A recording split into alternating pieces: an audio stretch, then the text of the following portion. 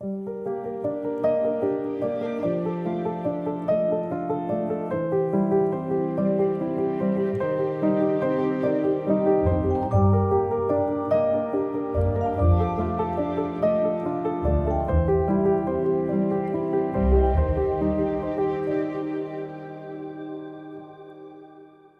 contamos con el profesor Laso de la Vega, Miguel Laso de la Vega, que, bueno, aparte de querido amigo y colaborador de muchas cosas, es arquitecto, doctor arquitecto. Hizo una tesis que muchos de ustedes, sin duda, pues habrán conocido, les habrá llegado, una tesis en el 2004, que fue premio extraordinario de doctorado sobre las quintas de recreo de Madrid. Y desde entonces Miguel Laso de la Vega pues ha tenido una constante actitud de estudio y de investigación y también de difusión sobre la arquitectura madrileña y también en defensa del patrimonio arquitectónico, ¿no? Él ha tenido muchos cargos importantes en la universidad, ha sido profesor de la Universidad del CEU y ahora lo es de la Universidad Europea de Madrid, donde además también has tenido pues, una muy destacada labor de gestión y tal. Y simultáneamente ha desarrollado una, yo creo que muy bien caracterizada y muy necesaria en estos tiempos, labor en defensa del patrimonio arquitectónico, fundamentalmente desde el Colegio de Arquitectos. Fuiste responsable de ese servicio tan importante y que tanto también agradecemos al colegio, el servicio histórico, que tanto servicio y tanta ayuda ha dado a todos los niveles, ¿no? Desde hacer un proyecto hasta reivindicar un edificio que no está catalogado, en fin, conocer, en definitiva, el patrimonio. Y, bueno, pues ahora además es director de la Fundación Arquitectura COAM, que todos ustedes conocen, y es pues una institución que hace muchísimo por la arquitectura y por el patrimonio arquitectónico de nuestra ciudad, y no solo de nuestra ciudad, de la cultura arquitectónica. Quiero agradecer también, aprovechando esta circunstancia de su vínculo tan fuerte y tan permanente con el Colegio de Arquitectos, bueno, pues la colaboración que también en este homenaje, en este recuerdo a Antonio Palacios hemos tenido con el colegio. Les recuerdo el año de celebración de este sesquicentenario. Empezó con la exposición estupenda que hicisteis en el Colegio de Arquitectos sobre el Palacios, no de Madrid, y esta es la complementaria, la que se va a inaugurar, creo, el 7 de abril, que es el Palacios de Madrid. Pero así hay un tándem interesante en que entre ambas instituciones, el Colegio de entrada y el Ayuntamiento de Madrid, la Dirección General de Patrimonio Cultural y Paisaje Urbano, que está Elena Hernando acompañándonos esta tarde, pues han tenido bien ambas instituciones pues hacer este merecido recuerdo y homenaje a la figura de Antonio Palacios.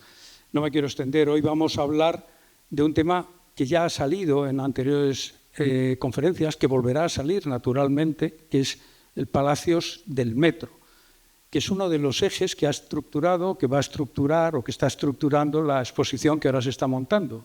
Está estructurada con los ejes reales, itinerarios fundamentales donde se concentra la labor de Palacios: Alcalá, Castellana, Gran Vía, y este cuarto eje, que podemos decir es un eje subterráneo, era un eje nuevo en la ciudad, que era el eje del metro, del cual Palacios, pues como nos va a indicar en su estupenda conferencia esta tarde Miguel Laso de la Vega, pues tuvo un papel importantísimo. Y también el metro, es una cosa que supongo que hablarás, también el metro configuró en cierto modo la mente de Palacios. Es el metropolitano, también hizo quizá a Palacios todavía más metropolitano, ¿no? Y más monumental de lo que ya era, ¿no? En esa fecha, 1919. Perdona que seguro que te he quitado demasiado tiempo, es más interesante lo que tú vayas a contar. Gracias.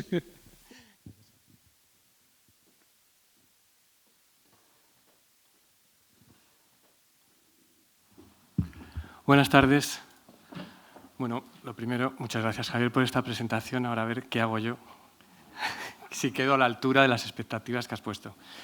Bueno, gracias gracias por invitarme con Julián García, ¿no?, a participar en este ciclo y además también participar en el catálogo. Es el catálogo de esa exposición magnífica que estáis comisariando, y digo ya magnífica porque aunque todavía no está inaugurada y será pronto, pero estoy convencido que va a ser así, ¿no? Y también mi agradecimiento a la Dirección General de Patrimonio Cultural, que está aquí, como ha dicho antes Javier, su directora, Elena Hernando, antes ha estado también María Domingo, la subdirectora. Gracias por esta iniciativa, ¿no?, por esta celebración de estos 150 años del nacimiento de Antonio Palacios. Gracias a esta Dirección General, ¿no?, de Elena, se ha convertido Antonio Palacios en una verdadera fiesta con esta conmemoración. Y yo pensaba lo diferente de lo ocurrido con el centenario, porque realmente he tratado de encontrar algún tipo de conmemoración, de celebración hace 50 años, y por lo menos en Madrid yo no he encontrado ninguna. Posiblemente, a lo mejor, buscando, rebuscando, se hizo algo, ¿no? Pero, desde luego, sí que hace pensar, ¿no?, que en medio siglo cómo ha cambiado la percepción y el conocimiento de lo que es la figura y la obra de nuestro reconocido arquitecto gallego, y además el aprecio que tiene en la actualidad. Es lógico que también que el Ayuntamiento le homenajee, porque al fin y al cabo pues estamos en uno de los edificios de Palacios, ¿no? Es la sede hoy del propio Ayuntamiento, ¿no? Con lo cual, bueno, mi agradecimiento a Javier, a Julián, a la Dirección General por contar conmigo. Yo creo que aquí, esta tarde, y con este tema, seguro que otros podrían haber hablado mejor y con más ciencia. Realmente el origen de esta colaboración con el tema del metro, hablando con Javier, viene de realmente un estudio que hicimos hace ya casi 2 décadas desde el Servicio Histórico, que también lo ha mencionado Javier Mosteiro, el Servicio Histórico del COAM. Un estudio, una memoria histórica realmente a propósito de lo que era la rehabilitación entonces de la estación de Chamberí y de la nave de motores, y precisamente ese encargo de esa memoria vino a través de lo que era el propio Ayuntamiento de Madrid, también en la Dirección General de Proyectos Culturales. Entonces me ha parecido ver a Carmen Rojas entrar por aquí, entonces ella era la directora, y ese encargo vino a través de ese área de las artes del Ayuntamiento de Madrid. Pero, como digo, yo creo que habría más gente para poder hablar mejor, porque en estos 20 años, claro, se ha escrito mucho más sobre Palacios y el metro, se ha investigado mucho más, se ha estudiado mucho más, y en ese sentido pues hay que reconocer la tesis doctoral de la arquitecta Susana Olivares Abengoza. Se leyó en 2016, se ha publicado en 2019, además Javier Mosteiro fue su director, y en esa tesis se recoge lo que fue la propuesta del metro para Madrid y la relación con la arquitectura de Antonio Palacios. El tema de esta tarde es un poco diferente al de otras tardes, seguro, en este ciclo de Antonio Palacios, donde diríamos, la transformación urbana que hace Palacios de Madrid es mucho más visible, más apreciable. En la conferencia inaugural de este ciclo, el profesor Javier Mosteiro nos dio una lección magistral. Bueno, pues él conectó el pensamiento y las intervenciones del arquitecto entre sí con la ciudad, y también ya nos avanzó lo que iba a ser la aportación de Palacios al metro. Pero en esta conferencia del metro yo les diría que lo importante, lo grandioso, hasta me atrevería a decir, es la construcción en sí del metro. Es la construcción de esa infraestructura que vino a revolucionar el transporte en Madrid. Y no tanto, y me atrevo a decir, seguramente pueda estar equivocado, no tanto la aportación de Antonio Palacios. Creo que, poniendo en la balanza metro-Antonio Palacios, lo importante en sí es el metro. También es cierto que sin la aportación de Antonio Palacios, pues este espacio subterráneo, este inframundo que transitamos en muchas ocasiones, también los edificios o las construcciones que fueron necesarias para asegurar lo que era la conexión entre el interior y el exterior, o facilitar la autonomía energética, de las que también se ocupó Antonio Palacios, como luego veremos. Bueno, como digo, sin esa aportación, desde luego el metro pues, quizá hoy sería menos amable y, desde luego, menos humano. Por eso, yo creo que lo importante es empezar explicando lo que fue el origen, lo que es el significado del metro, para poder entender cuál fue la contribución de Antonio Palacios, que en un primer momento, como digo, pueda no ser tan evidente. Bueno, la creación del Metro de Madrid va a coincidir con el impulso que desde finales del siglo XIX va recibiendo la Villa y Corte para abandonar ese carácter que entonces tenía todavía provinciano, para convertirse en una capital metropolitana, la capital de un moderno Estado europeo. Ese impulso, y hay que reconocerlo, se va a producir a instancia, sobre todo de empresarios españoles.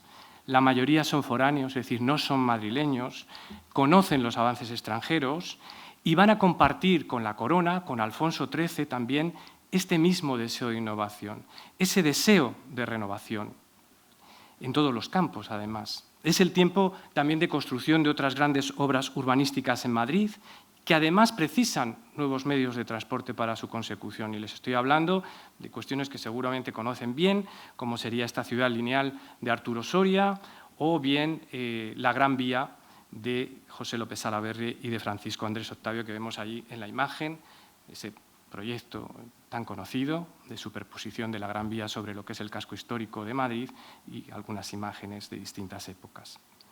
Bueno, los sistemas de transporte que disfruta Madrid en esta segunda mitad del siglo XIX van a no ser capaces de afrontar los crecientes problemas de tráfico. Primero, por el desarrollo demográfico. Hay que pensar que la población de Madrid se duplica entre 1850 y 1900. Pasa prácticamente de unos 280.000 habitantes a 580.000 habitantes. Estas cifras hoy pueden resultar incluso hasta escasas, ¿no? Pero bueno, en aquel momento se duplica y, claro, todo eso hace falta nuevo transporte urbano. El entramado urbano madrileño también es muy complejo. Y además empieza a haber una necesidad de alcanzar lo que son los núcleos urbanos de las periferias, ¿no? Cada vez hay una mayor demanda por parte incluso de la propia Villa de Madrid, ya no de estos núcleos, sino de expandirse de lo que sería fuera de su término. Bueno, la atracción animal estaba presente. Ahí vemos, por ejemplo, una imagen de, creo que se señala, ¿no? No sé si señala el ratón. ¿Sí se ve? Bueno. De todas maneras, en cualquier caso, no tiene pérdida, es un ómnibus. Arriba vemos un vagón de un tranvía. Al principio los tranvías van sobre raíles, pero no están electrificados, son tirados por animales.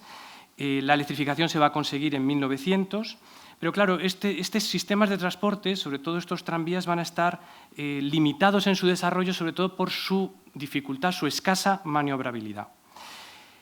Y esa dificultad viene en gran medida por la condición del viario, son calles estrechas, calles en curva, bueno, conocen el casco histórico de Madrid, calles en pendiente, la sujeción, por supuesto, a los raíles y a los cables, ¿no? Y progresivamente se va a dificultar con la convivencia, con el transporte que va a acabar por imponerse en la escena urbana y que, como todos saben bien seguro, es el automóvil que aparece en 1911 y cuya expansión pues, todavía hoy seguimos sufriendo 100 años después.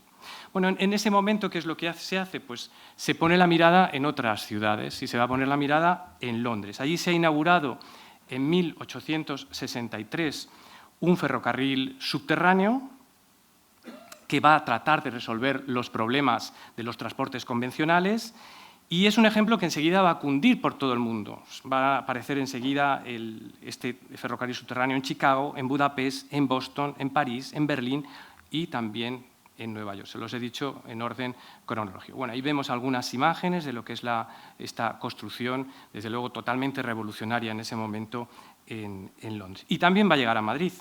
En 1881 se produce una primera propuesta de ferrocarril subterráneo por parte del ingeniero Carlos Locatelli, que tenía ahí algunas imágenes también de Boston, concretamente, y del metro de Berlín. Bueno, como les decía, se produce una primera propuesta de este ingeniero, de Carlos Locatelli, que el objetivo de este primer ferrocarril subterráneo es trasladar lo que son los cadáveres a las necrópolis. Ahí vemos una imagen, además, realizada por Susana Olivares en su estudio, y vemos otra propuesta, porque entre 1881 y 1904 se van a suceder toda una serie de propuestas de este ferrocarril subterráneo. Ahí vemos una de Pedro García Faria, pero la última, posiblemente sea antes de la actual, es la de Ramón Aguado y la de José Bores, que lo van a plantear además en conexión con lo que son las estaciones de tren y así poder llegar a distintas barriadas de Madrid. Bueno, todas estas propuestas van a ser rechazadas por el Ayuntamiento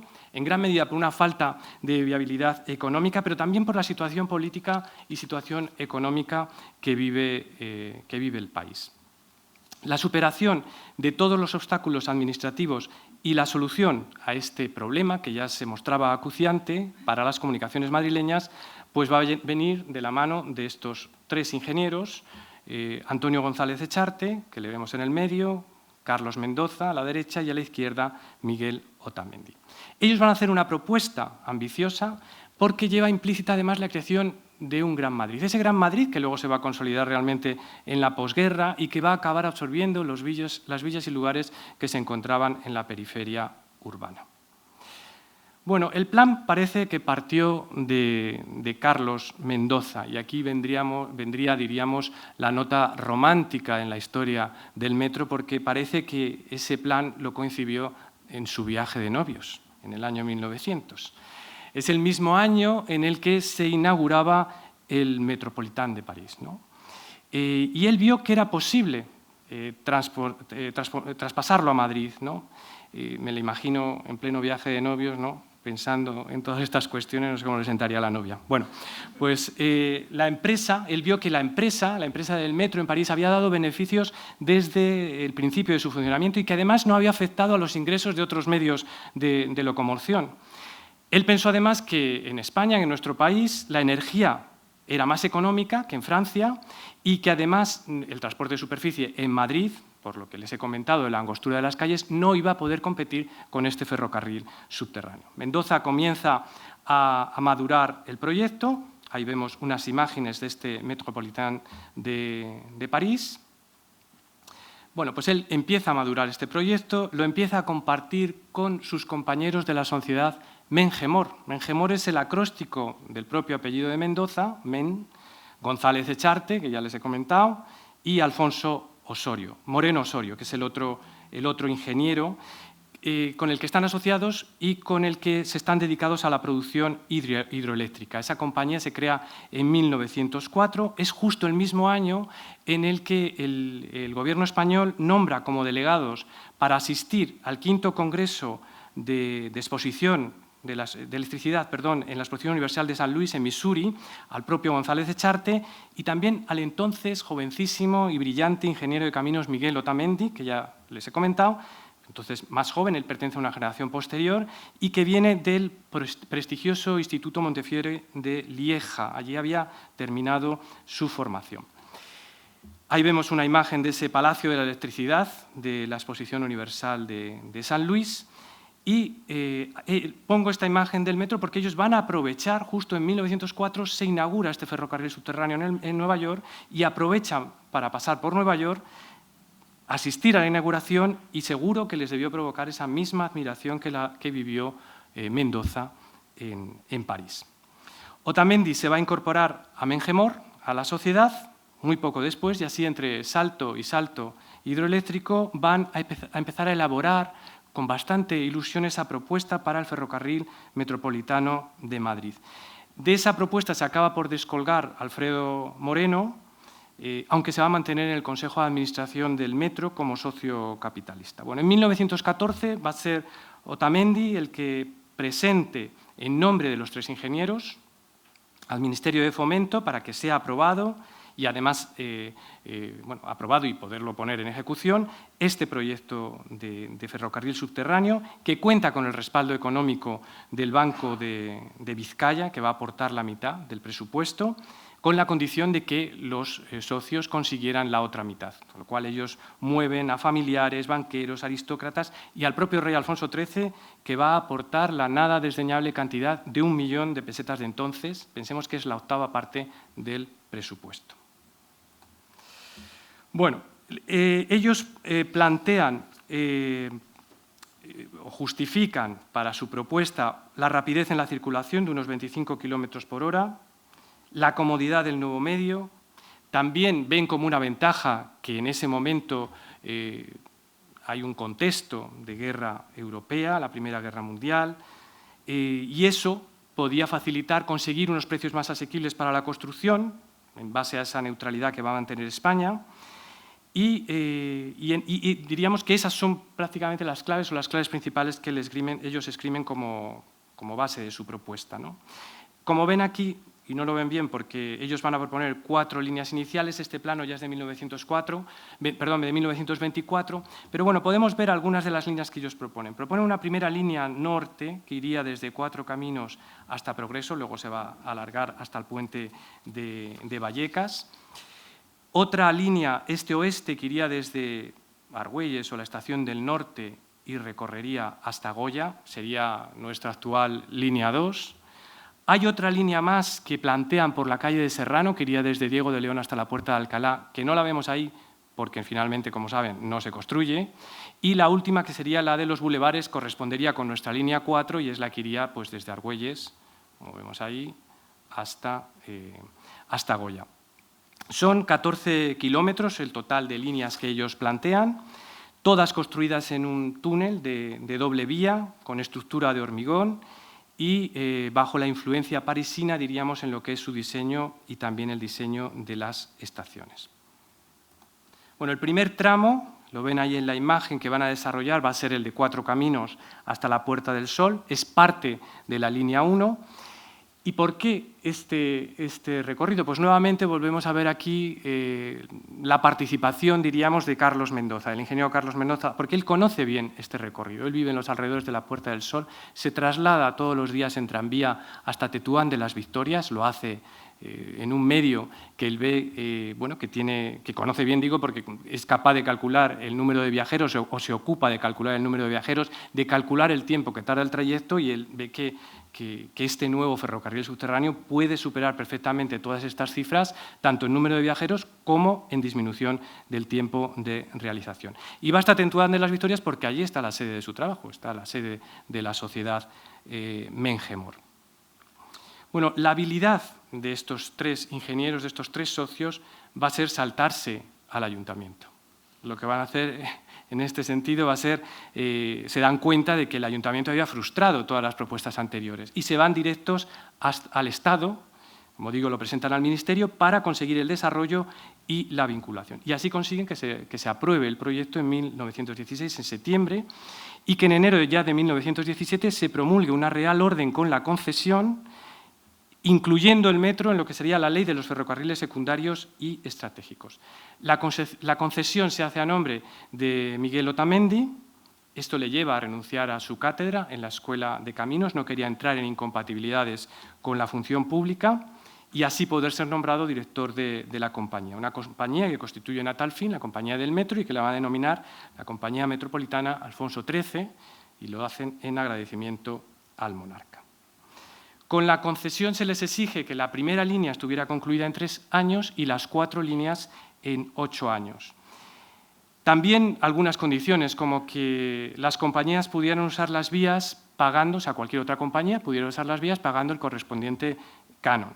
Se les daba un plazo de 99 años para la explotación y tras el cual el metro volvería al Estado. El ayuntamiento protesta porque él quiere la reversión para sí y además quiere que la compañía pague un impuesto anual por los terrenos que ocupan de modo permanente, ya sea en el suelo como en el subsuelo. Estas peticiones del ayuntamiento fueron desoídas por parte del Estado, pero van a dar lugar a discusiones a lo largo de los siguientes años. Bueno, el metro se va a hacer realidad, los socios ingenieros entienden que es el momento, con este impacto que va a producir esta nueva infraestructura, de que hubiera una armonización con una cierta configuración arquitectónica. Se trata, en el fondo, de seguir el ejemplo de lo que se ha hecho en otras ciudades, como París o en Viena, donde se va a buscar a los arquitectos más reconocidos de su tiempo para diseñar lo que van a ser las entradas, sobre todo de las estaciones. Ahí tenemos la figura de Héctor Guimard, que en París va a realizar y vemos algunos ejemplos de esas estaciones muy conocidas, es el principal representante del Art Nouveau en Francia, o en Viena, pues otra figura reconocidísima como es Otto Wagner. De ahí vemos también algunas imágenes de sus estaciones. O sea, saben, Otto Wagner es el padre de la secesión vienesa. Estamos en ese momento de triunfo de lo que sería el modernismo. Y en Madrid se va a optar por la pareja formada por Antonio Palacios y Joaquín Otamendi. Ellos ya contaban con un prestigio incuestionable, diríamos incluso a escala nacional, tanto por proyectos como por obras, muchas seguro que han pasado ya estos días por aquí o van a pasar. Ellos van a ser autores o ganan el primer premio del puente sobre la ría, un puente señorial, se llamaba así, sobre la ría de Bilbao, y es un puente que luego finalmente no se va a construir, de este Palacio de Comunicaciones, del Banco Español del Río de la Plata, del balneario de Mondariz, el Teatro García Barbón de Vigo. Todo esto ya estaba hecho cuando les llama Metro. El Hospital de Jornaleros de Madrid. En fin, además Antonio Palacios había colaborado muy poco antes en la sociedad Mengemor para la central hidroeléctrica de Mengíbar, en Jaén, sobre el río Guadalquivir, y realiza algunas de estas centrales desde el punto de vista dándoles esa configuración arquitectónica y donde va a aprender de alguna manera cómo hermanar estas cuestiones de espacio, construcción y funcionalidad que seguro, que él encuentra con seguridad aplicable en el metro. Por otra parte, Joaquín Otamendi, y esto yo creo que no es una razón a no tener en cuenta, es el hermano del socio director de la compañía, de Miguel Otamendi, ¿no? O sea, entenderán que esta cuestión seguro que debió pesar a la hora de realizar la elección por estos arquitectos. Pero bueno, en cualquier caso se produce en ese momento la entrada de lo que sería Antonio Palacios en el Metro de Madrid. Prácticamente es el inicio de la concesión y es una relación que, vuelvo a insistir, estuvo muy bien abordada o ha estado muy bien abordada por Susana Olivares. Bueno, incluso Palacios acabará quedando como único arquitecto responsable 2 años después, en 1919. Es el momento que se produce la separación profesional de Palacios y Otamendi. Y se produce, y creo, o es mi opinión, realmente porque tienen dos personalidades distintas, dos modos de entender la profesión también diferente. De hecho, Otamendi prefirió seguir una carrera como funcionario. Él va a ser conservador, una vez que terminan el edificio de Correos, él va a ser el arquitecto conservador de los edificios de Correos y de esta misma casa, del Palacio de Comunicaciones. Tenía un espíritu mucho más pragmático, menos expansivo, menos creativo que Antonio Palacios. Pero también es curioso, o son curiosas las palabras de Antonio Palacios en 1924 que reflejan un poco cómo él entendía que había sido su colaboración con Otamendi unos años después. Decía que Otamendi, el arquitecto, había sido su colaborador, como él lo era ahora en el metro con su hermano el ingeniero. O sea, le veía, bueno, en fin, yo creo que no hacen falta muchas explicaciones, le veía como un colaborador, no tanto como una parte, diríamos, asociada en los proyectos, ¿no? Por lo menos en esa producción arquitectónica que ambos habían compartido. Por otra parte, ahí vemos esta imagen tan interesante y que refleja también un poco la idea que tiene Palacios del metro, ¿no? como modelo de esta vida moderna, ¿no? De la velocidad, ¿no? Bueno, pues Miguel Otamendi va a reconocer también solo la contribución en solitario de Antonio Palacios al metro y decía que había sido de extraordinaria utilidad, lo dirá unos años después, al dotar a sus espacios de carácter artístico sin perder el industrial, que en todo momento deben ostentar. Bueno, sabemos que a la arquitectura industrial a Antonio Palacios le resultaba familiar, ya se ha dicho aquí, su padre era ingeniero ayudante de obras públicas, él decía que había afirmado su vocación entre grúas y piedras, entre entramados metálicos y ensamblajes de madera, porque decía que gran parte de la construcción de los ferrocarriles, de los túneles y de los puentes de Portugal habían sido realizados por su padre y él había acompañado, o parte de la familia, en estas distintas localizaciones. Tampoco debemos olvidar lo que fueron sus experiencias industriales previas, y ahí vemos los talleres del Instituto Católico de Artes e Industrias, de ICAI. En cualquier caso, es una faceta esta de producción industrial de Antonio Palacios, cuyo estudio, esperemos, en breve vea la luz, gracias a la tesis doctoral de uno de los principales especialistas en la obra hoy de Antonio Palacios, que es el arquitecto Álvaro Bonet, y que ya se ha comentado en este ciclo. Bueno, de este modo, Palacios desborda su creatividad en el metro, inicialmente lo que sería en el espacio interior y sus accesos, y va a tratar de huir de lo que es el modelo mayoritario en otras ciudades, donde lo que domina es la fabricación en serie, la pobre y mezquina decoración, que provocaba, y estas son palabras de Miguel Otamendi, provocaba sensación de fatiga, de monotonía y de agobio. El arquitecto, Antonio Palacios, era consciente de las amplias horas de sol que se disfrutaban en Madrid. Bueno, ahora no es un ejemplo muy claro, ¿no? Parece, pero entonces ya hace 100 años sí se consideraba así. Yo creo que volverá a considerarse en cualquier caso. Y del ambiente bullicioso, además, que también dominaba en nuestras calles, y esto creo que sí que no lo hemos perdido, ¿no?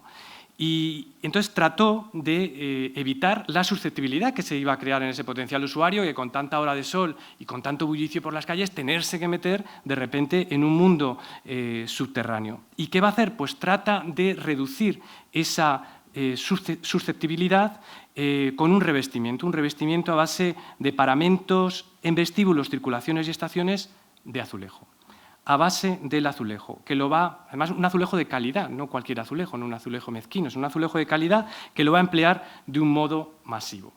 Ahí vemos algunos ejemplos, tanto en las estaciones de Pacífico, de Chamberí en la actualidad, esa imagen de ese tratamiento masivo del azulejo. Trata de conseguir lo que sería una imagen unitaria, una imagen con gran claridad espacial, donde aprovecha lo que serían las características de este material cerámico en cuanto a su brillo, su tersura, su modelado o la propia versatilidad en las combinaciones. Palacios va a convertir el azulejo en el símbolo ornamental del metro. Y con eso va a culminar también lo que son sus experiencias, sus ensayos previos con este material que había utilizado en edificios como el referido Hospital de Jornaleros. Ahí vimos algunas imágenes donde se ve clara esa aplicación del azulejo, que en realidad está en continuidad con la aplicación del azulejo en la arquitectura, algo que ya había realizado a gran escala Ricardo Velázquez Bosco, y también le homenajeamos aquí hace un año y pico, ¿no? Y además esa aplicación la consigue Velázquez Bosco en relación o en colaboración con el ceramista Daniel Zuloaga, que por otra parte también, sobre todo en sus primeros años, va a ser colaborador de Antonio Palacios. Bueno, esta decoración cerámica se ha perdido en gran parte, la primitiva, en las estaciones, pero podemos afortunadamente reconocerla todavía en esta recuperada estación de Chamberí de la que les comentaba al principio, y vemos imágenes justo que pudimos hacer previas a lo que sería la intervención de rehabilitación y una imagen más o menos reciente. Esta estación de Chamberí pertenece al primer tramo ejecutado, es decir, es el primitivo, el de la línea 1, ¿no? La estación la concibe con una bóveda elíptica de 14 metros de luz interior, que ahora veremos, y la reviste con este azulejo blanco, es un azulejo biselado que tiene forma rectangular y que procede del municipio castellonense de Onda, y que va a ser también la pieza básica, como estamos viendo aquí, en pasillos y en vestíbulos, pero que coloca en distintas posiciones, con distintas dimensiones para reducir esa monotonía. Ahí vemos esa imagen, esa bóveda elíptica de 14 metros, que por otra parte este azulejo blanco lo va a combinar con otros azulejos de procedencia sevillana, azulejos que tienen reflejos de cobre y de oro, que por ejemplo el especialista y ceramista Antonio Perla relaciona con la propia arquitectura hispano-musulmana. Y es muy interesante cómo además Palacios lo utiliza en los propios carteles anunciadores, en estos tableros que van a ser también cerámicos, como pueden ver en la imagen, que han sido recuperados con la rehabilitación de Chamberí. El otro día oía que hubo que quitar hasta 10 centímetros de lo que eran carteles que se habían ido colocando de papel unos sobre otros a lo largo de todo el tiempo, ¿no? Y como digo, bueno, pues él lo utiliza también en estos paneles cerámicos y las formas las enfatiza con piezas azules y verdes, con esos reflejos de cobre que además van a ser realizados por esa casa sevillana de Ramos Rejano.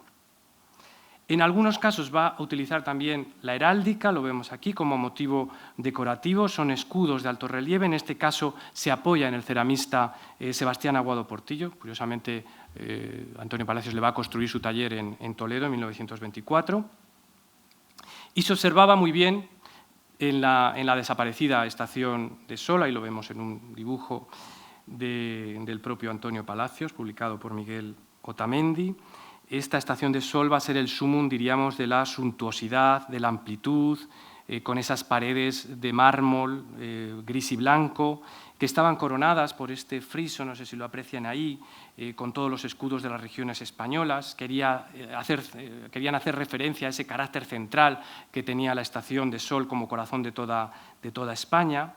En la clave de los arcos de ingreso colocan los escudos de la provincia y también de la Villa de Madrid. Y luego todo el techo, y lo vemos ahí, o en esta fotografía, era un complejo artesonado de cerámica gris azulada y que se interrumpía con la apertura del lucernario. Porque precisamente esta introducción de la luz cenital, de introducir la luz desde el exterior a lo que serían los vestíbulos, va a ser una de las grandes preocupaciones de Palacios, en general de los socios del metro, y van a tratar de aplicar estos lucernarios, esta entrada de la luz, siempre que la estación no se encontrara a mucha profundidad, es decir, cuando no se encontrara a más de 1 o 2 metros desde lo que sería la medida desde el trasdós de la bóveda hasta el pavimento de la calle. Ahí se van a encontrar en la calle las bocas de acceso, como las que vemos en la imagen, las escaleras de bajada a la red. De estas bocas de acceso también se va a ocupar Antonio Palacios y va a cuidar, como era propio de su producción, lo que era la relación entre la boca y el espacio circundante, el espacio urbano circundante.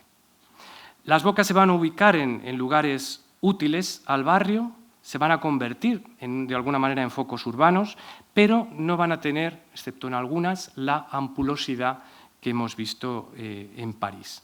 Se van a plantear 2 tipos. Unas están rodeadas de balaustrada de granito, lo vemos en esta imagen de aquí, mientras que otras van a estar rodeadas por forja, y en las más importantes se va a colocar una farola como la que hemos visto, la podemos volver a ver. Hay una farola anunciadora con ese logotipo del metro, ese diseño que también va a realizar el arquitecto con colores azul, cobalto y amarillo cadmio. Bueno, ahí vemos una imagen de esta boca realizada en forja. Bueno, aparte de las bocas, Palacios va a resolver los accesos principales. Hay algunas imágenes más donde vemos también otra boca con esa, diríamos, balaustrada de granito o otra realizada con forja. Y además vemos también igualmente esa farola anunciadora con el logotipo del metro. Bueno, Palacios va a resolver también lo que son los accesos principales a Sol y a la red de San Luis. Lo va a hacer con monumentales templetes. Ahí vemos una imagen de lo que sería una perspectiva de esa complicadísima estación de Puerta del Sol. Hay que pensar la complicación también a 100 años vista, hoy puede no parecérnoslo tanto, ¿no? Bueno, como hemos visto, ha diseñado los vestíbulos y en estas estaciones trata de acoger, o en esos accesos trata de acoger lo que va a ser el sistema mixto de comunicación vertical de escaleras y de ascensores. Bueno, el templete de Sol, que lo vemos en esta imagen, se encontraba en lo que sería el centro de la plaza, destacaba por su fachada, con esa estructura de vidrio y metal, con esa amplísima marquesina. Una marquesina que también va a ser el elemento característico de la otra entrada, la de la red de San Luis, hacia la y colocándola además hacia la Gran Vía, porque era donde Antonio Palacios veía la imagen más cosmopolita de Madrid. Sin embargo, hacia el otro lado, y lo vemos en esa imagen, ¿no?, con esa marquesina de hierro y cristal, y sin embargo, hacia lo que sería la calle de la Montera, hace diríamos, una fachada un tanto más clásica o más historicista, ¿no?, con este arco rebajado, con un escudo en la clave y luego coronado con esta cartela colocada entre 2 leones. Bueno, ahí vemos unas imágenes antiguas de este desaparecido templete de la red de San Luis, que, como saben, sus restos van a ser trasladados a Porriño.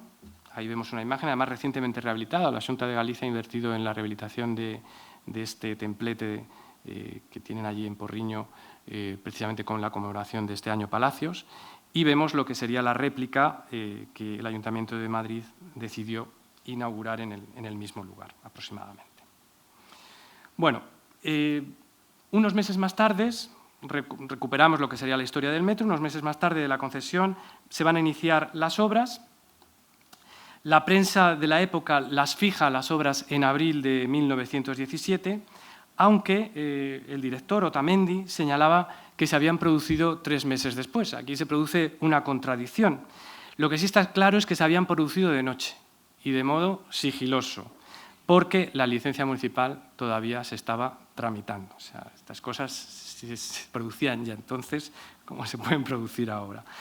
Bueno, la posible contradicción de fechas, porque además está recogida en la prensa, o sea, en abril se recoge en la prensa que se inician las obras del metro y aparecen una valla y es posible que lo que se hizo fue fijar el lugar donde iba a colocarse el primer pozo de excavación, porque además asiste el alcalde en funciones entonces y distintos técnicos y distintos responsables municipales. Pero fue efectiva, a juicio de Miguel Otamendi, y habrá que creerle porque él era el director de la compañía, en el mes de julio. Que además se produjo la protesta del vecindario y la multa, evidentemente a la compañía por parte del ayuntamiento porque había abierto los pozos sin autorización, además con alevosía, ¿no? Y va a crear un vendaval político que nuevamente va a tener que intervenir el Ministerio para volver o devolver las aguas a su cauce. Bueno, las obras del metro a partir de este momento van a seguir a muy buen ritmo, se van a utilizar 2 sistemas, el sistema belga para zonas de mucho tráfico o con estrechez de vía, se hacía mediante pozos de ataque, provistos de grúas o de montacargas eléctricos.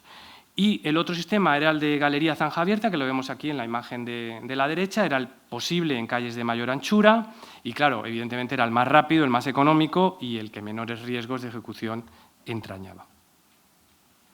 Bueno, pues cumpliendo objetivos y dando muestras de eficacia y de modernidad, el 17 de octubre de 1919, ahí vemos algunas imágenes, perdón, de lo que serían algunos de estos primeros vagones que se van a utilizar para el metro. Bueno, como decía, en el 17 de octubre de 1919 se va a inaugurar el Metro de Madrid en su primer tramo de esta línea 1 entre la Puerta del Sol y Cuatro Caminos. Se va a convertir en todo un acontecimiento social. Va a acudir el propio rey Alfonso XIII con algunos miembros de su familia. La reina Victoria Eugenia no pudo acudir, estaba indispuesta. Y van a acudir múltiples personalidades de la política, de la milicia, de la Iglesia y de la prensa. Los periódicos se van a llenar de titulares, van a alabar esta proeza, esta gesta, la vitalidad patria, decían algunos periódicos, ¿no? Porque permite unir 2 puntos urbanos de la capital en apenas 8 minutos. 2 semanas después, se abre al público, se abren pruebas porque se tiene miedo a las aglomeraciones que de hecho se llegaron a producir. Fíjense que el primer día que se abrió se contabilizaron más de 55.000 viajeros. Estamos hablando de una población que casi es la décima parte, ¿no? Perdón, la décima parte no, la tercera parte o la cuarta parte, ¿no?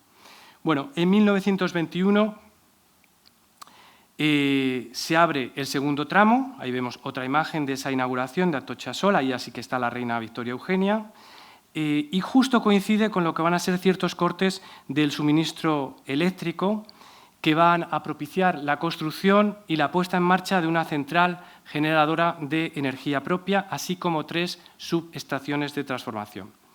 La compañía va a situar la central al sur, es en una manzana de un barrio, ocupa toda una manzana de un barrio que tradicionalmente era fabril, que incluso el ensanche de Castro lo había dedicado a lo que sería la industria, en la zona de Pacífico, y lo va a complementar con una de esas 3 subestaciones allí, más otras 2, una la coloca en el barrio de Salamanca y la otra en la glorieta de Quevedo. Y en todas estas edificaciones, estas construcciones auxiliares, industriales, se va a volver a requerir la asistencia, la participación de Antonio Palacios. Bueno, ahí vemos una imagen de lo que sería esta central eléctrica o térmica de Pacífico. Fue la central con más potencia en su momento en España. El proyecto se presenta al Ayuntamiento en 1922. La parcela ocupa 12.300 metros cuadrados y la central se sitúa en su extremo suroeste y está compuesta de varias partes. Tendríamos lo que sería la gran nave de motores, es la pieza principal, es la que está ocupando este espacio. Aquí tendríamos el edificio para delante, queda retranqueada por tanto la nave de motores, tendríamos el edificio para los transformadores e interruptores automáticos, con un pequeño patio de entrada hacia la calle Valderribas, que es esta de aquí. Aquí está el edificio de oficinas y vivienda también, hacia la calle Sánchez Vázquez-Tegui, y esta sería la subestación eléctrica, también dando, como ven, hacia la calle Valderribas. Cada una de estas 4 partes va a tener una autonomía que se va a traducir en la planta, como estamos viendo, pero también se traducía en alzado. Ahí vemos este primer frente es el que corresponde a ese edificio de transformadores, detrás se retranquea lo que sería la nave de motores, este es el edificio de oficinas y esta es la subestación eléctrica ya desaparecida. Y se van adaptando por necesidades funcionales. En la nave de turbinas, la vemos aquí en una imagen de 1922 y otra más o menos, bueno, no tan reciente, hace 20 años, justo antes de la rehabilitación. Vemos los 3 motores diésel de 1.500 caballos de vapor de potencia cada uno. Ahí vemos otras imágenes también de distintos momentos, antes de su rehabilitación y luego tras su rehabilitación, como vemos en estas imágenes de aquí. Hemos visto que tenía planta rectangular y la cubierta, como ahí se puede ver, está constituida por 10 cerchas Polenshaw, tiene 16 metros de altura de cumbrera y en su interior va a destacar la fuerte presencia de ese puente grúa para el montaje y para el mantenimiento. La edificación más representativa es la de oficinas, que la vemos en esta imagen, una imagen antigua, de 1922 y una imagen más o menos reciente. Ya ven que cuenta con 3 pisos, había además un semisótano, se organizaba en torno a una escalera central y la parte inferior se destinaba al taller. Ahí vemos también lo que sería esta torre de refrigeración, ya desaparecida también. Bueno, a diferencia de otras obras madrileñas, Palacios va a entender aquí que la arquitectura industrial, en ella deben primar principios como la austeridad, como la economía, tanto en los materiales como en lo que serían los procedimientos o la técnica constructiva, pero sin obviar lo que sería la armonía, la dignidad o reflejar al exterior lo que sería la estructura o la función. Igual que en los talleres de ICAI va a utilizar el ladrillo, como vemos en estas imágenes, va a ser el material definidor, lo hace de un modo abstracto, es decir, como un fondo neutro, en el que se van a resaltar los elementos estructurales, se va a resaltar el zócalo, las pilastras, las líneas de imposta, como vemos, se va a resaltar la cornisa, los pináculos, siempre los pináculos. Viniendo hacia acá, Palacios lo coloca en todas partes, no pueden ni en un edificio industrial tampoco renunciar a los pináculos, ¿no? Yo creo que es la deuda quizá gótica, ¿no? O ese querer tocar al cielo. Pero bueno, ahí los ven también. Lo va a combinar con otros elementos, como digo, de piedra natural o piedra artificial, en los que realiza estos elementos, a veces también con revoco. Lo que crea, lo hemos visto y podemos volver hacia atrás, o se ve aquí, es como un entramado realmente. Es un entramado estructural en la fachada, al que diríamos le superpone otro entramado con los huecos, y consigue de este modo sustituir lo que serían los órdenes clásicos. Piensen en algunos edificios de Antonio Palacios donde está el orden visto claramente en fachada y aquí lo está de alguna manera transponiendo, ¿no?, a esta composición en la que utilizan las pilastras, pero, como digo, austeras, simples, de lo que sería el propio ladrillo, ¿no? Y jugando además con las luces y con las sombras, ¿no? Al ladrillo exterior lo va a acompañar al interior nuevamente con este alicatado de azulejo, lo hace por economía, por higiene también.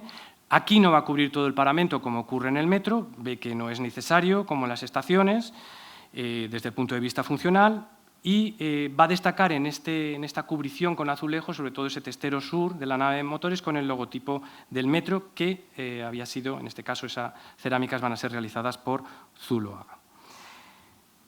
Por hablar un poco de las subestaciones, esta es la de la calle Castelló, cuenta con un cuerpo de 4 alturas, destinado a almacenes, oficinas, servicios auxiliares y viviendas, el cuerpo que está delante. Hay otro cuerpo en la parte posterior, que sería la nave de electricidad. Nuevamente volvemos aquí también a ver estas características de una mayor austeridad a la hora de resolver lo que serían las fachadas. Ahí vemos imágenes de lo que serían los alzados, la sección o la planta, con la parte principal, por llamarla de alguna forma, hacia la calle Castelló y la parte posterior. Más imágenes también del interior, nuevamente el puente grúa, la solución con cerchas metálicas en el interior, la utilización del azulejo.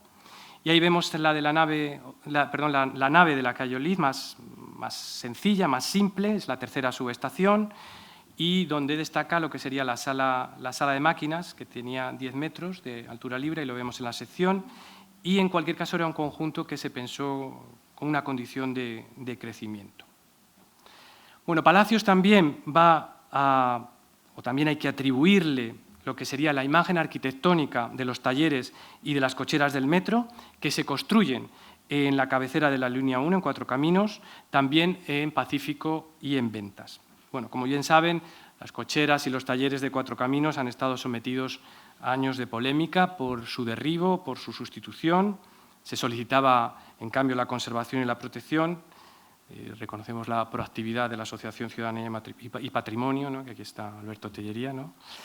Pero bueno, lamentablemente no se pudo producir. Bueno, se trata de un conjunto cuyo origen se remontaba a 1917, era parte de la infraestructura y se organizaba en 3 partes, lo que eran los talleres hacia la calle Esquilache, las cocheras adosadas, que las vemos ahí en esa imagen, todo conformaba una unidad volumétrica, tipológica, estructural y una serie de dependencias auxiliares.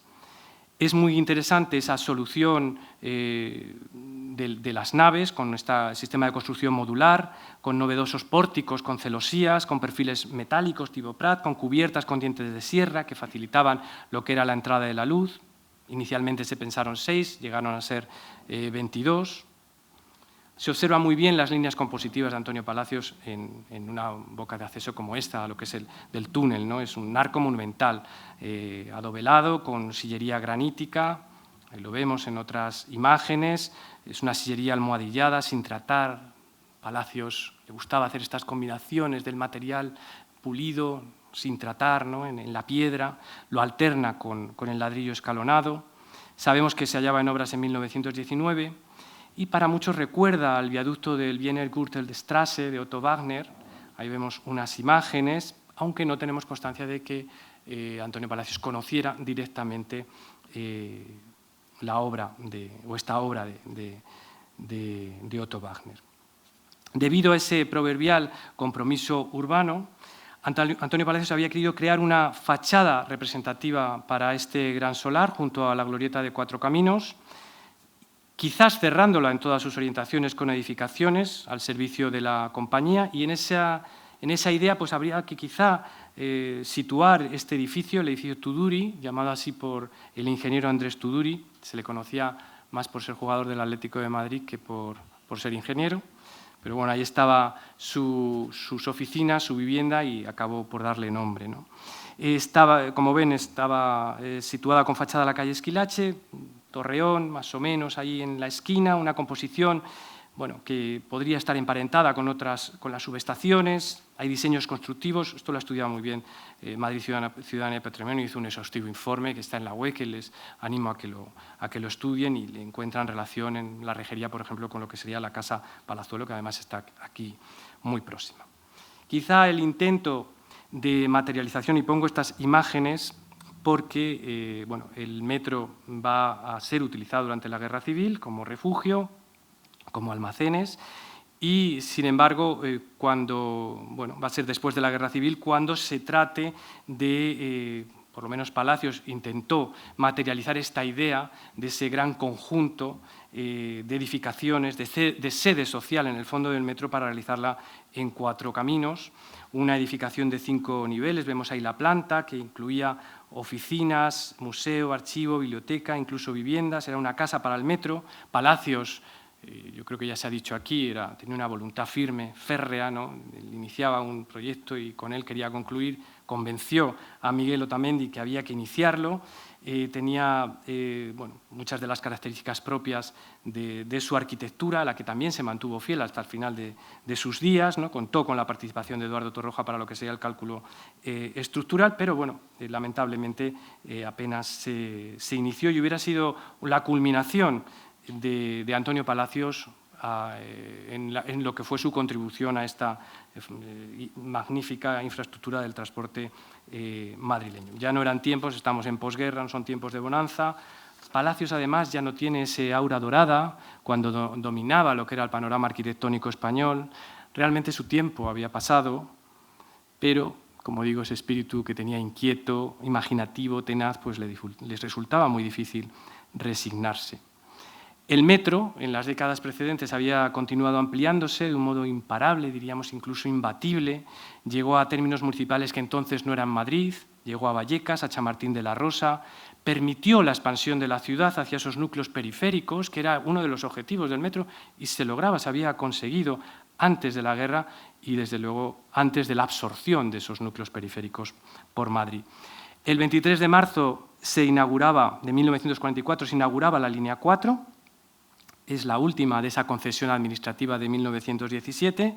Ahí vemos a Antonio Palacios, asiste a la inauguración, es posiblemente el último acto en el que participa de la compañía metropolitana, va a fallecer poco más de un año después, pero es un hecho que demuestra la vinculación que tuvo Palacios con el metro hasta el final de su vida, aun cuando solo se le pudiera hacer responsable desde un punto de vista, diríamos, arquitectónico o efectivo de las dos primeras líneas. Bueno, quisiera finalizar resumiéndoles el interés de la contribución de Antonio Palacios al metro con una doble idea. Por un lado, su capacidad para alinearse con el progreso y el desarrollo de las comunicaciones. Él fue un firme partidario de las mismas, pero además con un sentido social. Quería darle acceso a las distintas capas, a los distintos sectores de la población para mejorar, en el fondo, sus condiciones de vida. Porque al mejorar lo que era su transporte, su traslado desde sus lugares de residencia a sus puestos de trabajo, normalmente en el centro, era una mejora, sin duda.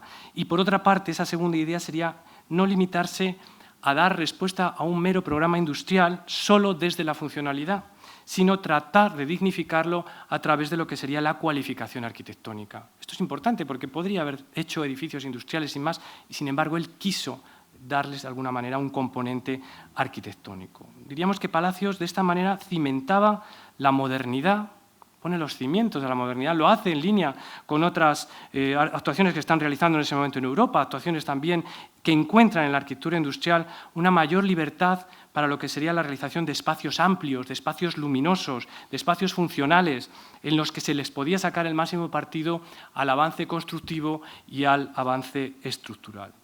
Quizás, como ninguna otra de sus arquitecturas, Antonio Palacios, aquí en la imagen, va a demostrar en el metro y en general, diríamos, en su producción industrial, esa condición de charnela, esa condición de punto de equilibrio para los nuevos tiempos. Muchas gracias.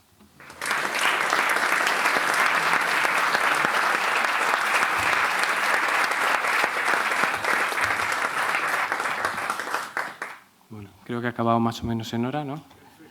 Gracias, Miguel, por tu magnífica conferencia que nos ha mostrado tantas cosas, no solo sobre esa infraestructura de la que has empezado a hablar del metro, sino cosas más profundas de lo que significó Palacios. Esto último que has dicho creo que define exactamente cuál fue su labor y su modernidad, ¿no? Ese papel que a veces Palacios, durante ese olvido al que te has referido tú también al principio, de su obra, apartado de esa aparente modernidad, ¿no? Pero que verdaderamente pues, había avanzado tantísimas cosas.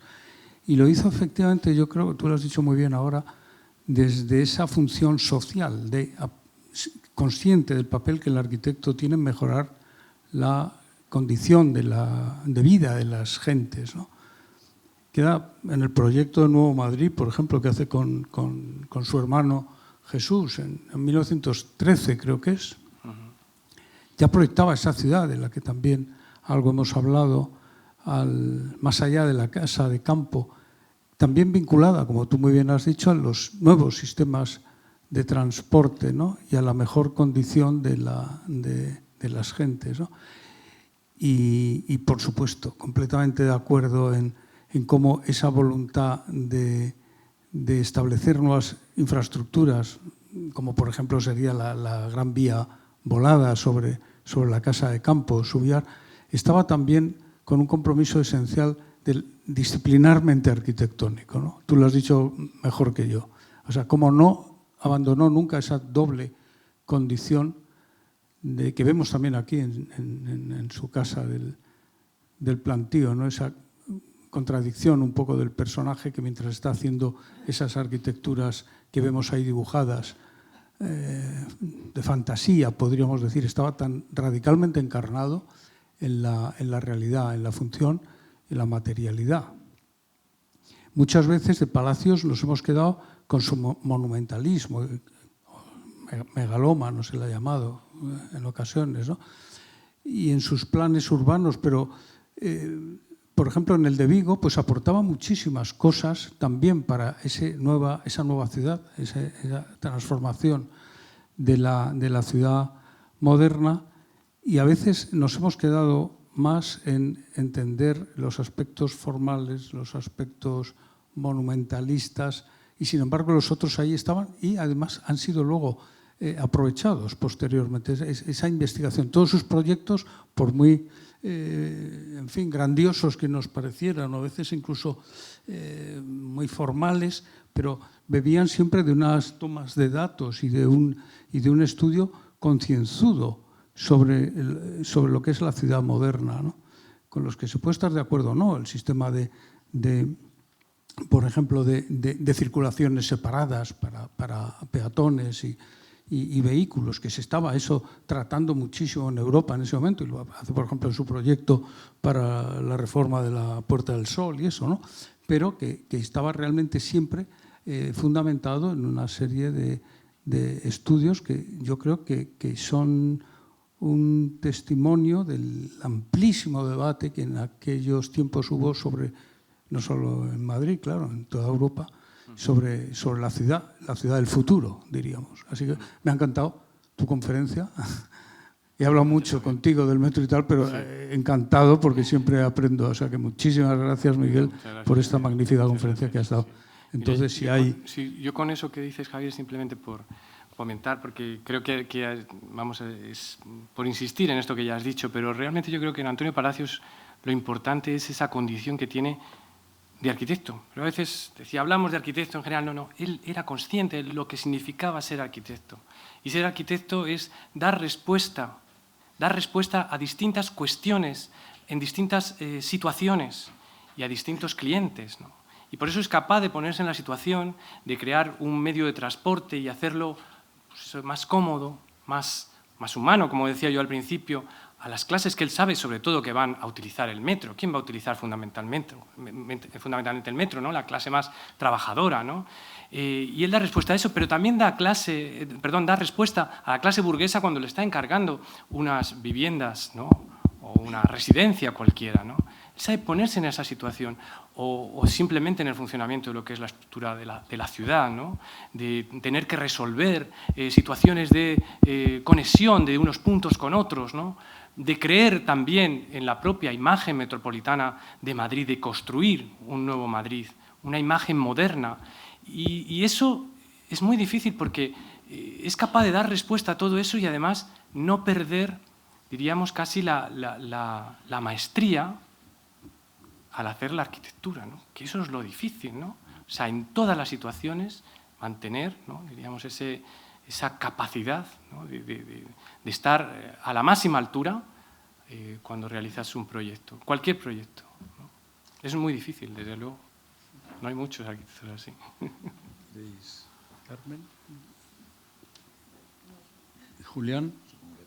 Sí, supongo que habrá preguntas en el auditorio. Sí, Enrique Sanz. Hola, Miguel.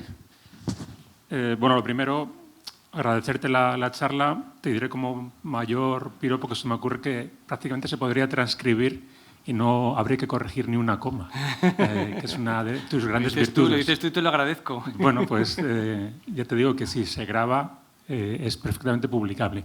Yo voy a hacer dos preguntas. Una que es muy, digamos, como muy sencilla, aunque posiblemente no sé si tendrá fácil respuesta o no, y es si existía, porque la aportación de Palacios al metro fueron como unos 20 años de trabajo. ¿Tenía una vinculación contractual? ¿Te consta que tuviera una relación como que blindada por algún tipo de, digamos, de contrato con esta sociedad? ¿O era una cosa que se mantuvo, como dices tú, al final, casi de una manera casi simbólica o representativa en las últimas inauguraciones? Bueno, pues eso, que si tenía esta relación, ¿de qué tipo era la relación? Y luego la segunda es para generar un poquito de polémica, y es bueno, pues manifestar mi gran decepción cuando oí, o sea, por un lado, la gran alegría de que iban a reconstruir la estación de la red de San Luis con el proyecto de Palacios, y que luego no pueda bajar andando rodeando la escalera. Yo no sé si existe, alguien me puede decir el motivo de por qué no se ha hecho una restitución al 100% del acceso. Y luego, una derivada de esta segunda pregunta es si se ha planteado hacer lo mismo en la Puerta del Sol. O sea, casi con la experiencia de la red de San Luis, casi mejor que no se haga, pero sí se ha planteado. Pues mira, el tema de la relación contractual, tal como la entendemos hoy, yo creo que no existía como tal. Yo creo que Antonio Palacios era el arquitecto del metro, pero de alguna manera un colaborador. Quizá Alberto Tellería se lo sepa mejor, porque ellos, como digo, han estado estudiando muchas más esta cuestión de la vinculación de Antonio Palacios con el metro, pero yo creo que, vamos, yo no he encontrado ningún documento, desde luego, en el que exista, diríamos, un contrato Antonio Palacios en el que figure como, diríamos, un miembro de plantilla continua, con un horario, etcétera, ¿no? O sea, yo creo que él era un colaborador, que era a quien se le había confiado, de alguna manera, lo que sería esa configuración arquitectónica del metro. Y, de hecho, ha sido problemático porque algunos de los planos están firmados por ingenieros y, sin embargo, la imagen que están representando ahí es claramente identificable con la propia arquitectura de Palacios, ¿no? Ingenieros que seguramente sí que estaban en la plantilla del propio metro, ¿no? y que explican el por qué esos planos o esa documentación pudo venir firmada, no por ellos, sino por Palacios, ¿no? En algunos. Y bueno, lo otro yo no sé muy bien, sé que supongo que con toda la transformación subterránea de toda la red sería difícil acometer desde el mismo punto a donde antes se acometía en el vestíbulo, ¿no? de la propia red de San Luis, ¿no? Y bueno, no sé si para la Puerta del Sol en algún momento se ha planteado, no estaría mal, la verdad es que esa recuperación, ¿no? No sé si alguien, a lo mejor, alguien conoce un poco mejor desde el punto de vista bueno, de lo que fue todo ese proceso de recuperación o reconstrucción del templete de la red de San Luis o que se haya podido tener en cuenta el de la Puerta del Sol. Desde luego yo sí recuerdo, y esto es una cosa que ya no recuerdo por qué la recuerdo, si por la prensa o por que alguien me la contara, pero sí que se trató desde el Ayuntamiento de Madrid de hablar con el Ayuntamiento de Porriño y conseguir que se trajera el propio templete aquí, y se negaron, por supuesto. Dijeron, no, ya está aquí, no lo vamos a devolver, ¿no? Pero bueno, fuera de eso no sé mucho más. No sé si alguien que está aquí pudiera complementar esto que preguntas, Enrique. Quizás Alberto, ¿no? Alberto Tellería. Bueno, respecto a lo del contrato, yo la verdad tampoco sé muy bien qué relación contractual tenía. Lo de los planos firmados sí tiene que ver muchas veces con a quién va dirigida la solicitud. Es decir, cuando era un plano para obtener una licencia arquitectónica lo firmaba Palacios. Cuando se trataba de obtener una licencia industrial lo firmaba uno de los ingenieros. Normalmente está muy relacionado con el objetivo y por eso aparecen los planos firmados, aunque nos consta que el arquitecto de la compañía y los diseños eran suyos. Obviamente, Palacios siempre trabajó con un montón de colaboradores. O sea, un edificio como este no lo haces tú solo. Tienes un montón de gente trabajando y evidentemente había delineantes y otros dibujantes, pero los diseños básicos sin duda eran ellos. En cuanto a la red de San Luis, es que estaba entera la escalera cuando comienzan las obras. De hecho, es una de las cosas que denunciamos desde nuestra asociación. Fue absurdo. O sea, nos dijeron que es por eso pararon las obras luego más de un año, bueno, casi 2 años de retrasos por la excavación arqueológica. Nosotros advertimos que iba a aparecer la escalera y nos dijeron, no, es que eso se derribó. Y dices, vamos a ver, nos decían que se habían derribado los túneles y los pozos. Dices, es que los pozos y los túneles no se derriban, se rellenan. Porque si tú derribas un túnel, te cae encima. Es que nadie derriba una cosa en la que tiene que estar dentro para derribarla. dijimos, eso se ha rellenado, y en efecto, durante la operación apareció toda la escalera. Lo que pasa es verdad que ya no tenía sentido el lugar en el que estaba, no podía comunicar con las líneas, se había modificado tanto que ya no llevaba sentido, y no se planteó, si habría sido, yo también me habría gustado haber recuperado esa escalera y haber recuperado ese ascensor y haber recuperado la totalidad. Ni siquiera han recuperado el rótulo luminoso, el rótulo que hemos visto en Porriño recuperado es de cristal porque era luminoso, no sé por qué lo han puesto de granito macizo. Una reconstrucción, en efecto, decepcionante, tampoco está en su sitio, está más atrás, con lo cual tampoco tiene esa imagen dentro de la Gran Vía que formaba. Pero bueno, son esas cosas que a veces te sorprende la administración, porque en efecto nosotros dijimos, bueno, iba a aparecer todo y vais a tener un problema. Nos dijeron que no iba a aparecer nada, luego apareció todo y le creó todo tipo de problemas a la obra.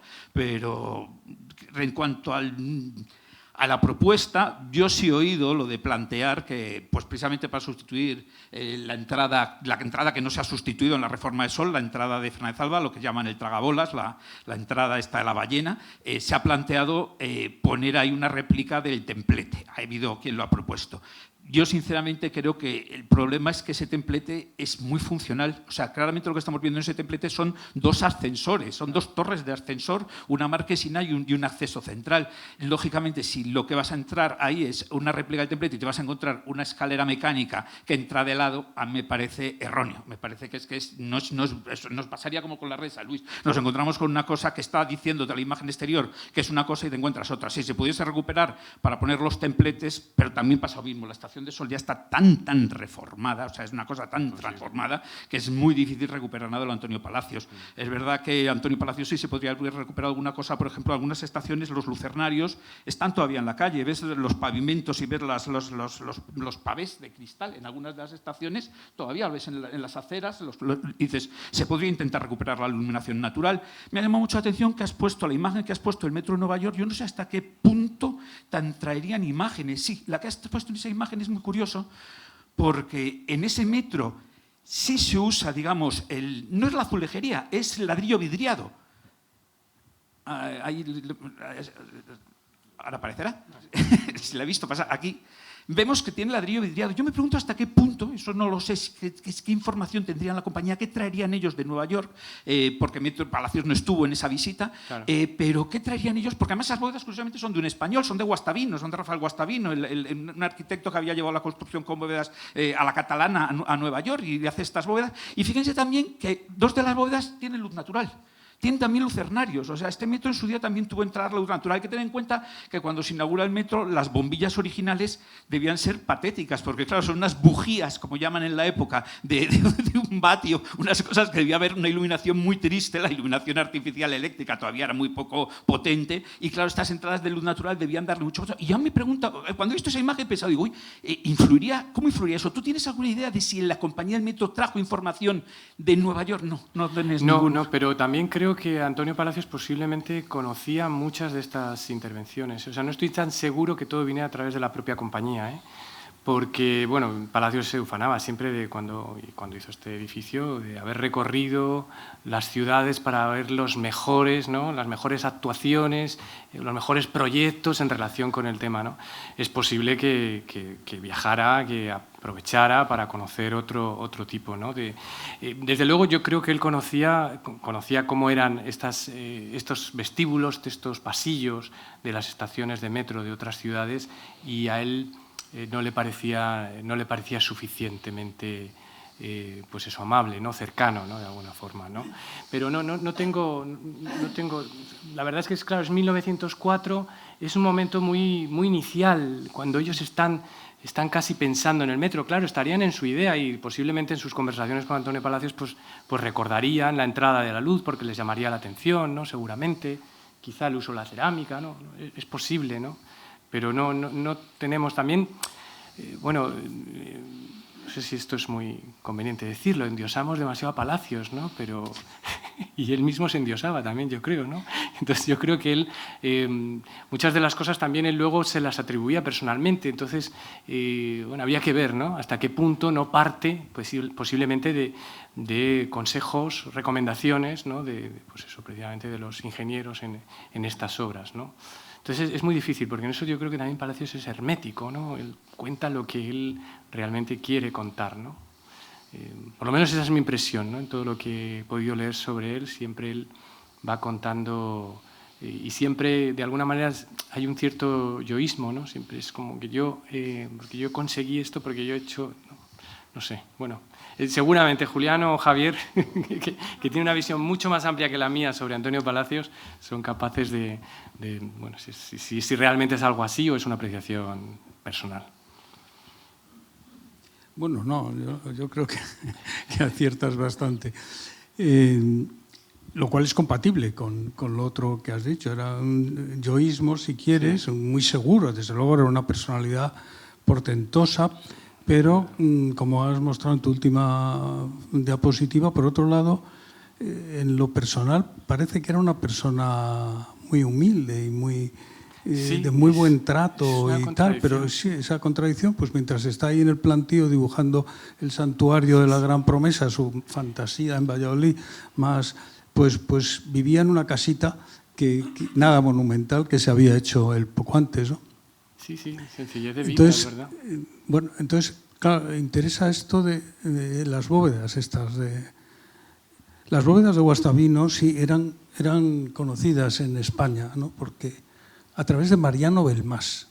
Mariano Belmás representó a Guastavino en un congreso donde explicaba el sistema de la compañía que había creado Guastavino, la Fireproof Construction Company, cuyo éxito enorme, que fue hasta los años 60, era, como su nombre indica, para prevenir el fuego. Después del incendio de Chicago, que es en 71, que es cuando se va allí Guastavino, porque ve que puede haber negocio, ¿no?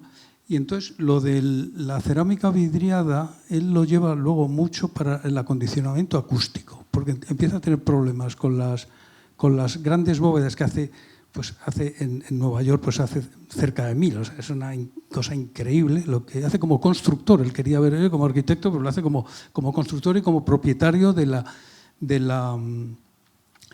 la licencia, vamos, no me sale la palabra, de la patente que lo llevó a rajatabla, ¿no? Para gran escándalo de los que se quedaron aquí en España, que dirían, bueno, estas bóvedas que se han construido aquí toda la vida, ¿cómo este señor va allí a Nueva York, la patenta, y no deja que nadie construyera nada así, ¿no?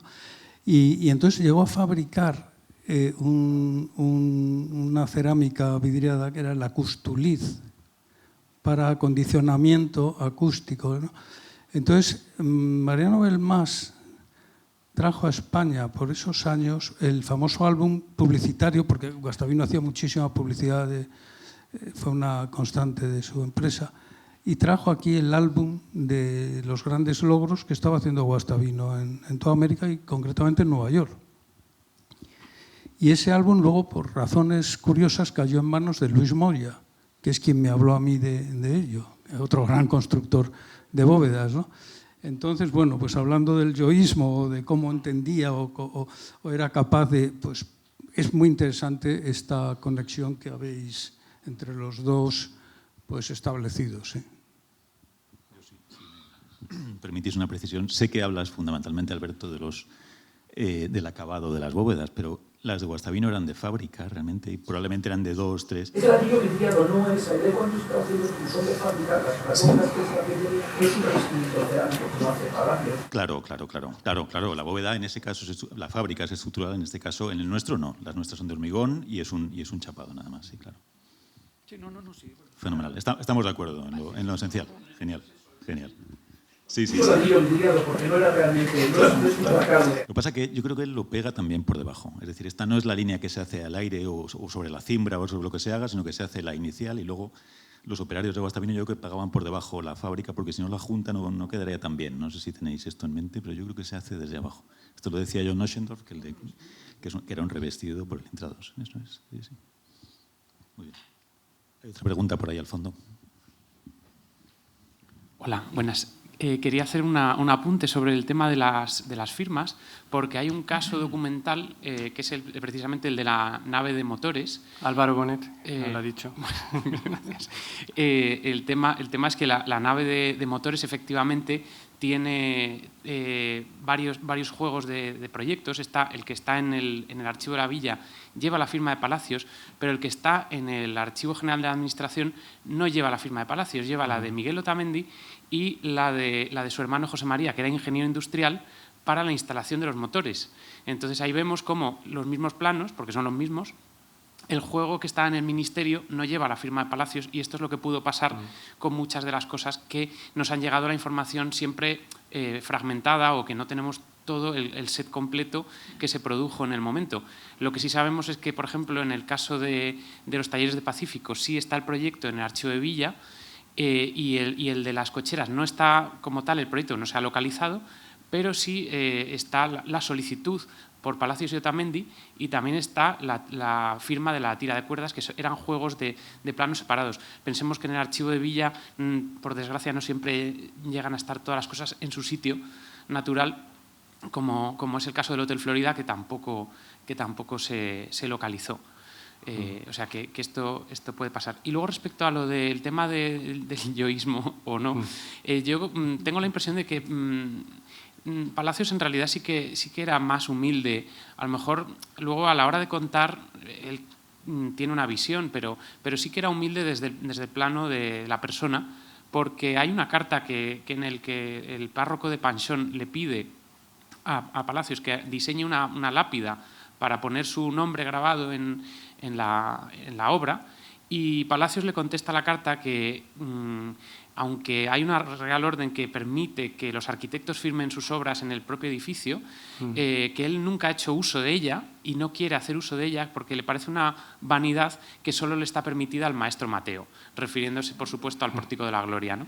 Entonces, dice, esa legítima vanidad, pues yo no hago uso de ella. Entonces, y si lo vemos, en efecto, edificios coetáneos a los de Palacios están firmados en la piedra de las fachadas, y los de Palacios no. No hay ninguno de los edificios de Palacios que esté firmado. Pero fíjate, Álvaro, eso, y tú lo has escrito y lo has dicho, él tenía un respeto enorme hacia lo que eran los maestros medievales, ¿no? No estoy tan seguro qué respeto tenía hacia los contemporáneos.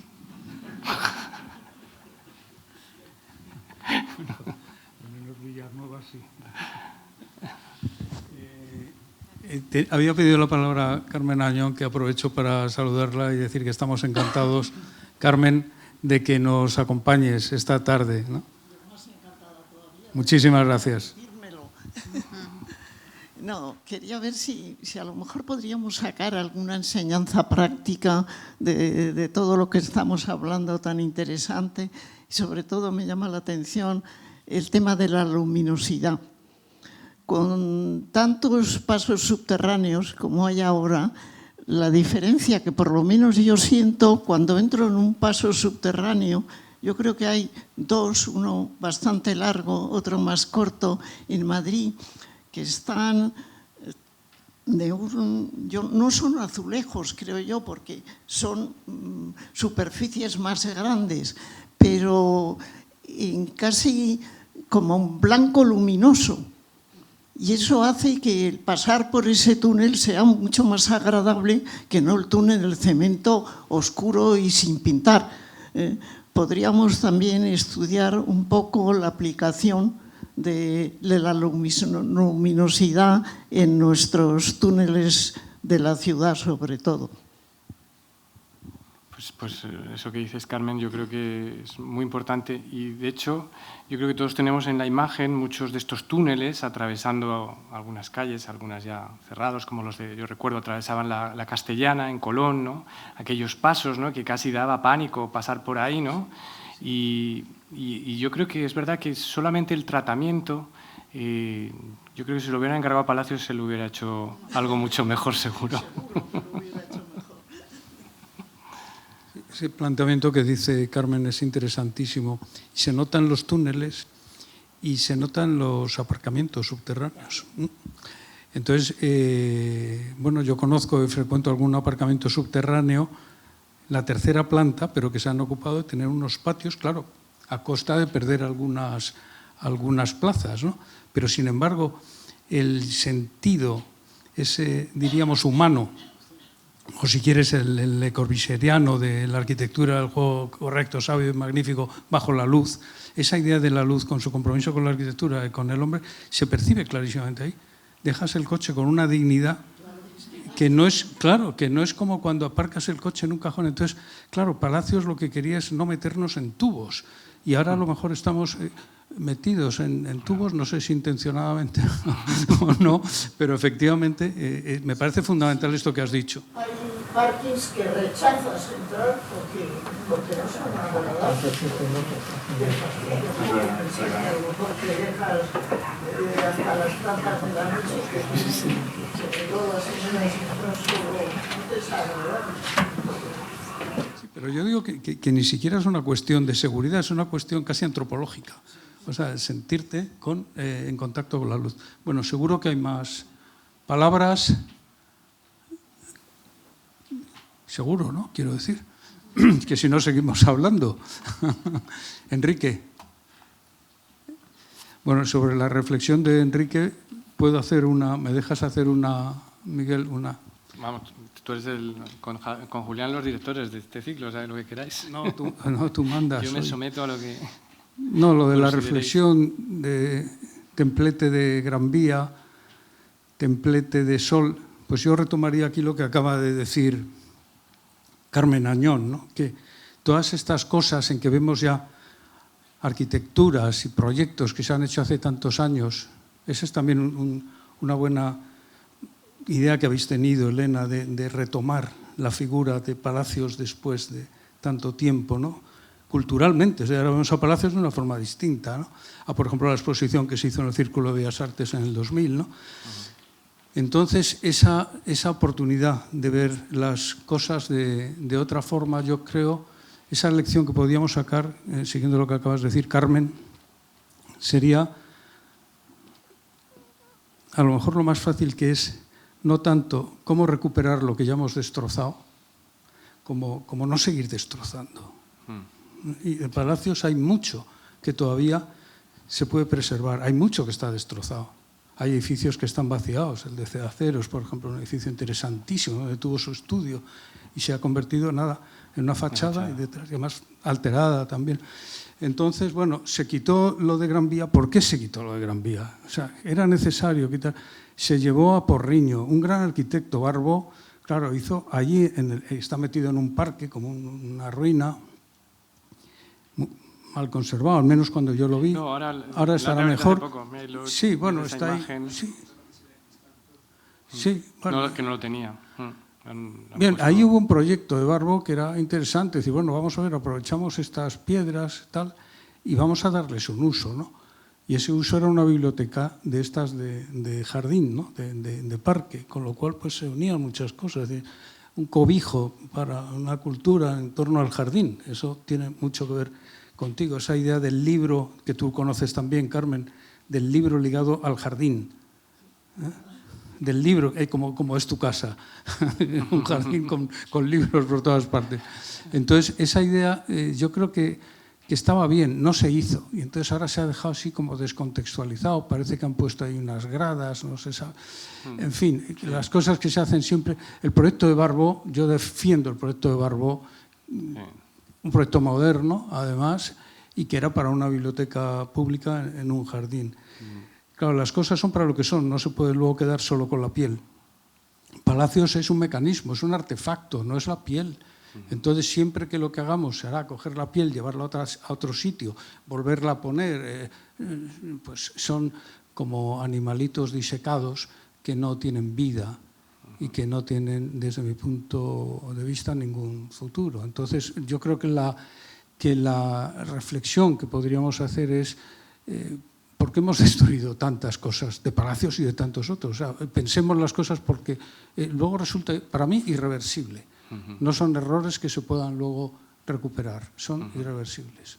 No sé si estáis de acuerdo. Sí, sí, totalmente. Yo veía hace poco también, precisamente lo que te comentaba, este programa que se ha hecho en la 2 sobre Antonio Palacios, ¿no? Hace poco, y sacaban ahí como una de los edificios clave en Madrid, la Casa del Conde de Bugallar, y sí, está destrozado, y es muy difícil reconocer la arquitectura de Palacios. Fue destrozado ya en su momento, hace años. En tiempos de Palacios. Carmen. No, yo creo que a veces cualquier edificio de estos, que en principio parece un edificio muy modesto, al revés, es un edificio muy emblemático porque te da la imagen a distancia de Madrid. Tú lo pones y esto es Madrid.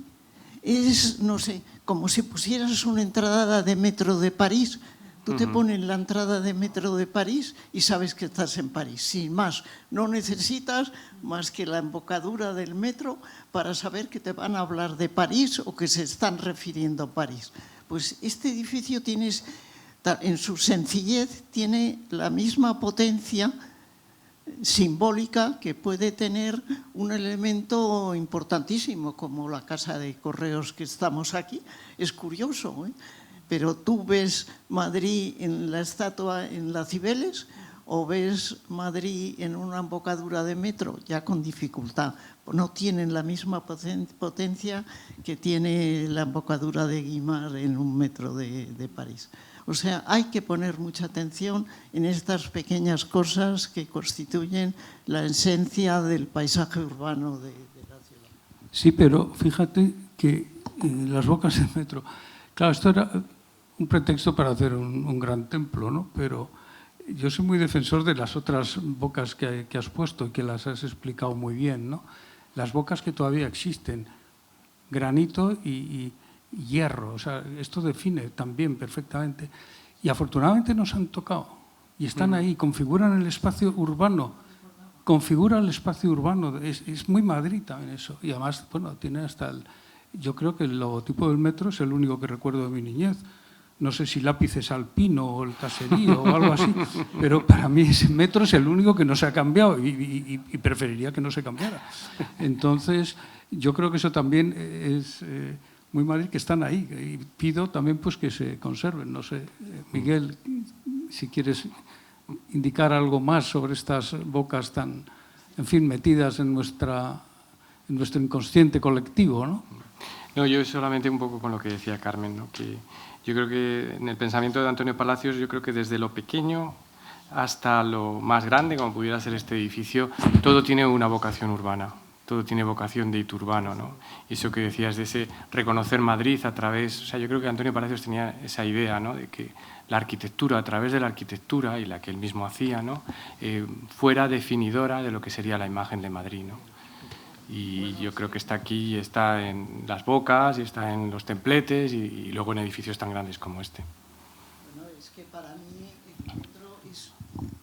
el metro es un paisaje urbano tan importante como puede ser el paisaje exterior. Es más, está configurando la ciudad con una potencia increíble. Porque además es mucho más difícil de cambiar el interior ya hecho, el diseño ya construido del metropolitano que el diseño de las calles de la ciudad, aunque los dos sean difíciles. Pero el metro está estructurando la ciudad potencialmente con tanta fuerza como los árboles en los campos elíseos. Bien, bueno, como es la hora de terminar y tenemos el compromiso de terminar en punto, pues nada, vamos a levantar la sesión y pues nada, les convocamos ya para la próxima semana, que además la conferencia la va a dar el profesor García Muñoz, así que tenemos que estar todos aquí escuchándote, y que va a tocar otro aspecto muy interesante. No, gracias. Gracias.